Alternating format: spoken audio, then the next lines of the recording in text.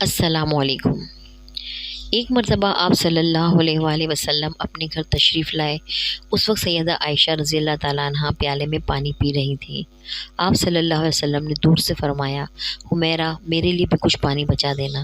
ان کا نام تو عائشہ تھا، لیکن نبی کریم صلی اللہ علیہ وآلہ وسلم ان کو محبت کی وجہ سے حمیرہ فرماتے تھے۔ اس حدیث مبارکہ سے پتہ چلتا ہے کہ ہر خاوند کو چاہیے کہ وہ اپنی بیوی کا محبت میں کوئی ایسا نام رکھے جو اسے بھی پسند ہو۔ ایسا نام محبت کی علامت ہوتا ہے۔ جب بندہ اپنی بیوی کو اس نام سے پکارتا ہے تو بیوی قرب محسوس کرتی ہے۔ یہ سنت ہے۔ نبی کریم صلی اللہ علیہ وسلم نے جب فرمایا کہ حمیرہ میرے لیے بھی کچھ پانی بچا دینا، تو حضرت عائشہ رضی اللہ تعالیٰ عنہ نے کچھ پانی پیا اور کچھ پانی بچا دیا۔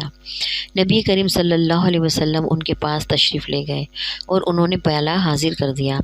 حدیث پاک میں آیا ہے کہ نبی کریم صلی اللہ علیہ وسلم نے وہ پیالہ ہاتھ میں لیا اور آپ صلی اللہ علیہ وسلم پانی پینے لگے تو آپ رک گئے اور سیدہ عائشہ رضی اللہ تعالیٰ عنہ سے پوچھا، حمیرہ تو نے کہاں سے ہونٹ لگا کر پانی پیا تھا؟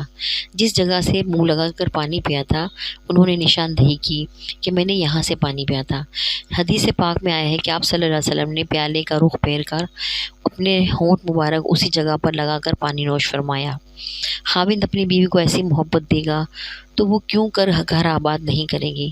اب سوچئے کہ رحمت للعالمین تو آپ صلی اللہ علیہ وسلم کی ذات مبارکہ ہے۔